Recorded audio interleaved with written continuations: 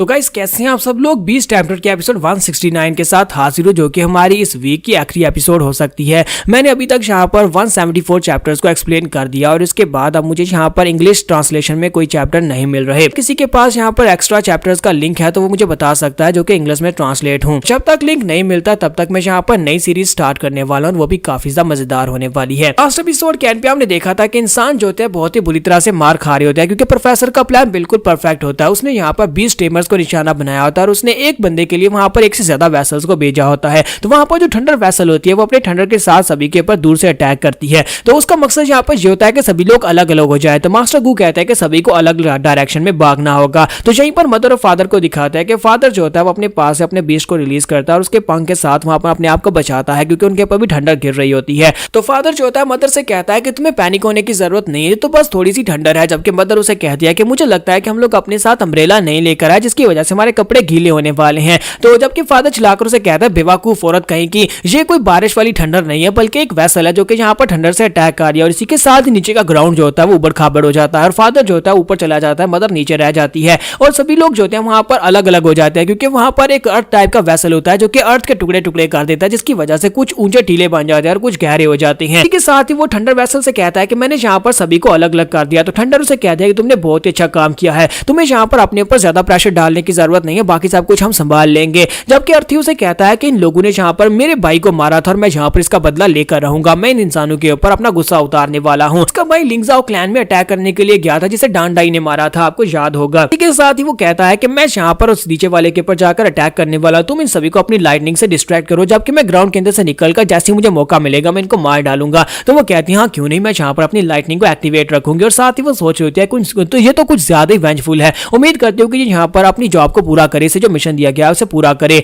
और इसी के साथ ही वो अपने हाथ को ऊपर उठाती है और वहां पर ठंडर गिराने लगती है। इसी के साथ उसके हाथ के ऊपर अटैक होता है और उस बेचारी का हाथ ही कट जाता है। तो वहां पर नीचे दिखाता है कि वहां पर नीचे एक हंटर खड़ा होता है, यानी एक क्या इसे कहते हैं अलायंस का एक मेंबर खड़ा होता है, जिसके पास एक फ्रॉग होता है जो अपने मुंह के अंदर से एनर्जी बीम छोड़ता है। तो वो लड़की वहीं पर चिल्लाना शुरू कर देती है और कहती है कि मेरी मदद करो, कोई मेरी मदद करो। तो जैसे ही वहां पर वो उसके ऊपर दोबारा अटैक करने लगता है, सोल्जर उसके ऊपर दोबारा अटैक करने लगता है। इसी के साथ ही अर्थ टाइप का वेसल जो होता है ग्राउंड के अंदर से निकलता है और कहता है कि तुमने इसे बहुत ही अच्छा डिस्ट्रैक्ट किया, अब मेरी बारी है। लेकिन जैसे ही वो नीचे से निकलकर अपनी अर्थ के साथ उसके ऊपर अटैक करता है और उसे बड़े से अर्थ के गोले के अंदर ट्रैप करने लगता है। इसी के साथ ही मास्टर लू वहां पर आते हैं और उसे उठाकर वहां पर से लेकर निकल जाते हैं और कहते हैं तुम यहाँ पर ध्यान करो, तुम्हारे नीचे भी एक वेसल था। मास्टर लू कहते हैं कि वेसल यहाँ पर हम सभी को अलग अलग करने के बारे में सोच रहे हैं। मुझे लगता है कि हमें दोबारा से यहाँ पर अपनी स्ट्रेटेजी बनानी होगी, क्योंकि वो लोग यहाँ पर हमारे मॉन्स्टर्स के ऊपर अटैक करने की बजाय डायरेक्टली जो स्पिरिट मास्टर्स है उनके ऊपर अटैक कर रहे हैं, जिसकी वजह से हमें यहाँ पर ट्रैप में फंसाया गया है। इसके साथ ही वो सोल्जर से कहता है कि मैं चाहता हूँ कि तुम यहाँ पर मिड एयर में अपने मॉन्स्टर को यूज करते हुए उनके ऊपर अटैक करना स्टार्ट करो, ताकि तुम सेफ रहो। इसी के साथ ही मॉन्स्टर जो होता है अपने मुंह के अंदर एनर्जी बॉल क्रिएट करता है। जैसे ही वहां पर शूट करने लगता है, सिल्वर लाइन वहां पर पहुंच जाता है।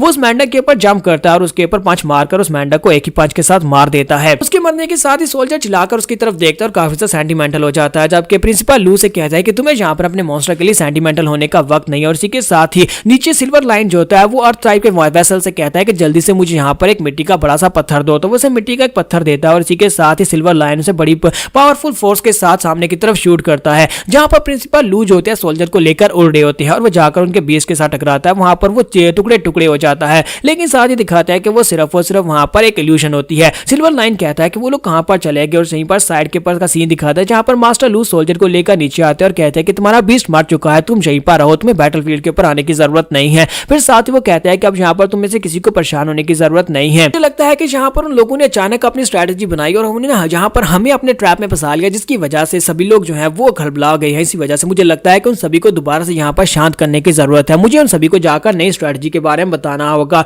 और इसी के साथ ही वो अपने बीस्ट के ऊपर बैठते हैं, फिर से उठते हैं, वापस बैटलफील्ड की तरफ आ जाते हैं और कहते हैं हम लोग यहाँ पर अपनी स्ट्रेटेजी को चेंज करने वाले हैं, क्योंकि वेसल्स जो है इस वक्त डायरेक्टली बीस्ट टेमर्स के ऊपर अटैक कर रहे हैं, वो हमारे बीस्ट के ऊपर अटैक नहीं कर रहे हैं और वो लोग यहाँ पर हमें अलग अलग करना चाहते हैं। तुम सभी को यहाँ पर 3 दिन के स्क्वाड में ही रहना होगा। तो मास्टर गू कहता है कि तुम लोगों ने यहाँ पर सुन लिया ना, तुम सभी को यहाँ पर 3 दिन के स्क्वाड में रहना है। साथ ही वो ल्यू फेंग से कहते हैं कि ब्रदर ल्यू, मुझे लगता है कि तुम्हें यहीं पर रहना चाहिए, तुम्हारा काम यहाँ पर खत्म हो गया है, तुम्हें अब यहाँ पर और ज्यादा कुछ करने की जरूरत नहीं है। और साथ ही ल्यू फेंग सोच रहा था कि मैं तो यहाँ पर से वैसे भी निकलने वाला था, लेकिन मुझे लगता है कि अगर मैं यहाँ पर से निकल जाता हूँ, पीछे से इन सभी के साथ जो बुरा होने वाला है उसकी वजह से मुझे यहाँ पर काफी अफसोस होगा। तो मास्टर गू से कहते हैं कि तुमने जो कुछ भी किया उतना काफी था, अगर तुम यहाँ पर अभी भी स्पॉट करना चाहते हो तो पीछे स्पॉटिंग रेस्क्यूइंग टीम में चले जाओ और वहां पर जाकर उनकी मदद करो। तो लियू फेंग कहता है हाँ ठीक है सर, आपका बहुत बहुत शुक्रिया। और इसी के साथ ही नुत्सु को दिखाते हैं कि नुत्सु कहती है वहां पर देखो, वहां पर बीस्ट वेसल है जिसने वहां पर मास्टर क्या नाम था उसका, मास्टर बबून को मारा था। इसी के साथ ही ड्रैगन जो होता है वो नॉविस से कहता है कि नॉविस हमारा टारगेट यहाँ पर है, क्या तुम्हारा अल्टीमेट वर्क काम कंप्लीट हो चुका है? तो नॉविस से कहता है कि हाँ वो बस कंप्लीट होने ही वाला है। वहां पर अपने प्रिंटिंग एल्फ को सेटअप करो ताकि वहां पर तुम्हारे लिए उसकी प्रिंटिंग कर सके। इसी के साथ ही वो अपने पास से प्रिंटिंग एल्फ को निकालते हैं और उसको निकालने के बाद उसे कहता है कि हमारे पास यहाँ पर क्ले मौजूद है, जो तुमने कहा था वो सब कुछ हम लोग लेकर आए हैं। तो यहाँ पर नॉविस ने एक बहुत ही स्पेशल प्रिंटिंग एल्फ बनाया होता है जो कि दूर से बैठकर यहाँ पर मॉन्स्टर को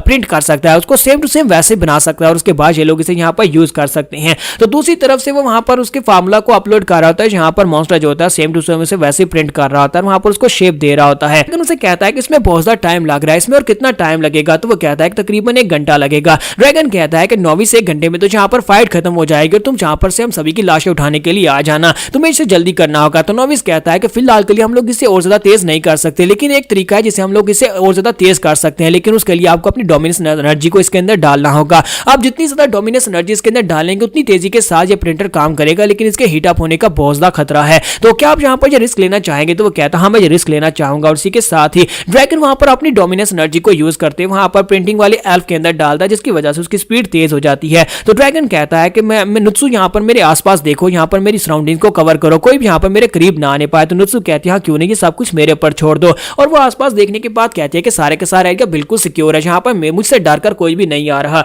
लेकिन इसी के साथ ही अर्थ टाइप के वैसल को दिखाता है कि वहां पर ग्राउंड के नीचे होता है, आगे की तरफ बढ़ आता है और कहता है कि इस बेवकूफ लड़की को क्या लगा था कि यहाँ पर कोई भी नहीं है, असल में मौत तो इसके पांव के नीचे खड़ी है। और इसी के साथ ही वहां पर ग्राउंड के अंदर से निकलकर जैसे उसके ऊपर अटैक करने लगता है, नुत्सु वहीं पर से घूमती है और वहां पर कैप्टन जुई के स्पेशल स्किल को यूज करते हुए अपनी टांग को उसकी गर्दन में डालती है और साथ उसकी गर्दन वहां पर तोड़ने लगती है, लेकिन उस बेचारे की गर्दन बच जाती है क्योंकि नुत्सु अभी तक इस स्किल को मास्टर नहीं कर पाई। तो वो कहता है कि शुक्र है मेरी गर्दन बच गई। तो नुत्सु से कहते हैं कि तुम्हें क्या लगा था कि तुम यहाँ पर नीचे से आओगे और मुझे पता ही नहीं चलेगा, मुझे पहले से पता था कि तुम यहीं पर ग्राउंड के नीचे हो। शुक्र करो कि मेरा ये कैप्टन जुई वाला स्पेशल स्किल तुम्हारे पर काम नहीं किया, वरना अभी तक तुम्हारी गर्दन टूट चुकी होती। फिर साथ उसे कहते हैं कि मुझे लगता है कि यहाँ पर मुझे भी अपनी फाइटिंग के लिए दुश्मन मिल गया। और साथ ही वो अपने पास से अपने बीस्ट को रिलीज करती है और कहती है चलो जल्दी से अब यहाँ पर आ जाओ, क्योंकि तुमने यहाँ पर मेरे टीममेट्स को मारा था, तो मैं यहाँ पर तुम लोगों के टीममेट्स को मारकर उसका बदला लेने वाली हूँ। दूसरी तरफ ट्रेल ब्लेजिंग सेक्टर के लोगों को दिखाता है कि वो लोग आगे की तरफ भारी होते हैं और कहते हैं कि अचानक से वेसल्स कहां पर चले गए। चैंग उसे कहता है कि मुझे लगता है कि हमें यहाँ पर उनका पीछा करना बंद करना होगा क्योंकि ये एक ट्रैप है। तो उसके फादर उसे कहता है कि हाँ ये एक ट्रैप है। उसे कहता है कि हाँ फादर मुझे पता है कि आपको इस बारे में पता होगा। तो फादर उसे कहते हैं कि मैं इस तरह के बहुत सारे ट्रैप्स को देख चुका हूँ, मेरे लिए ये कोई नई बात नहीं है, लेकिन हम लोग इसी तरह से आगे बढ़ेंगे। तो चैन जाओ उनसे कहता है लेकिन फादर में वापस नहीं जाना चाहिए। तो वो कहता है कि हमें वापस क्यों जाना चाहिए, क्या तुम्हें लगता है कि हम लोग इतने कमजोर हैं, मैं यहाँ पर इन पॉइंट्स को छोड़कर क्यों जाऊंगा जबकि मैं बाकी के सभी लोगों से आगे निकल सकता हूँ।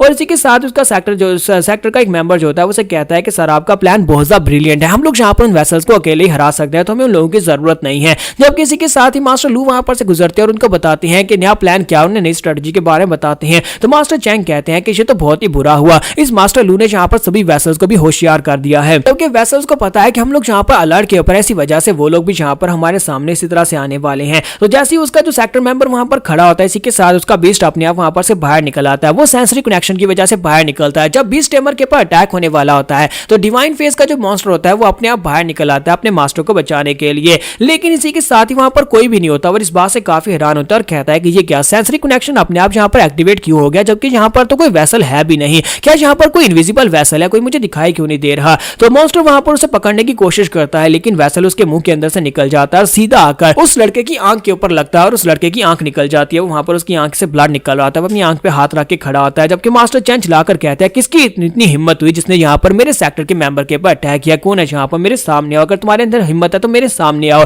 और साथ ही वो अपने पास अपने गोल्डन क्रो को रिलीज करता है जो कि इस वक्त मेटामॉर्फोसिस के मैक्स लेवल पर होता है। जबकि उसका सेक्टर का लड़का जो होता है जिसकी आंख निकली होती है उसे कहता है कि सेक्टर मास्टर आपको बचना होगा, यहाँ पर एक वैसल लड़की है, वो लड़की है और वो अपने साइज को छोटा कर सकती है, मुझे लगता है कि उसके पास इंसेक्ट की पावर है। एक बार से फिर से एक बैकग्राउंड सीन दिखाते हैं जहां पर प्रोफेसर जो होता है वो फ्लेमी से कह रहे होता है कि यहाँ पर सब कुछ मैंने सॉर्ट आउट कर लिया, यहाँ पर कौन किससे फाइट करेगा। तो फ्लेमी से कहता है कि तो फिर मेरा क्या, मैं किससे फाइट करने वाला हूँ, मैं भी यहाँ पर फाइट करना चाहता हूँ, मुझे बताओ मुझे किससे फाइट करनी है। तो वो उसे फोटो दिखाते हैं और कहते हैं कि तुम्हें वहां पर मॉफी से फाइट करनी है, क्योंकि उसके बारे में सुना है कि वो सबसे ज्यादा स्ट्रॉन्गेस्ट हंटर है। तो इसी के साथ ही फ्लेमी जो होता है मॉफी के सामने पहुंच जाता है और उसे कहता है कि बाकी सभी लोगों के ऊपर अटैक हो रहा है और तुम यहाँ पर चुपचाप बैठी हो, मुझे लगता है कि तुम्हारी नाम मॉफी है, क्या तुम्हारा नाम मॉफी है, मेरा नाम फ्लेमी है, मैं यहाँ पर इन वेसल्स में से सबसे ज्यादा स्ट्रॉन्गेस्ट हूँ। क्या तुम यहाँ पर मुझसे फाइट करना चाहोगी? तो जल्दी से अपने बीस्ट को रिलीज करो और मुझसे फाइट करो। जबकि मॉर्फियस से कहती है अगर तुम यहाँ पर सबसे ज्यादा स्ट्रॉन्गेस्ट नहीं हो तो फिर यहाँ से दफा हो जाओ, क्योंकि मैं यहाँ पर तुमसे फाइट नहीं करूंगी। और यहाँ पर हमारी एपिसोड 169 का एंड हो जाता है।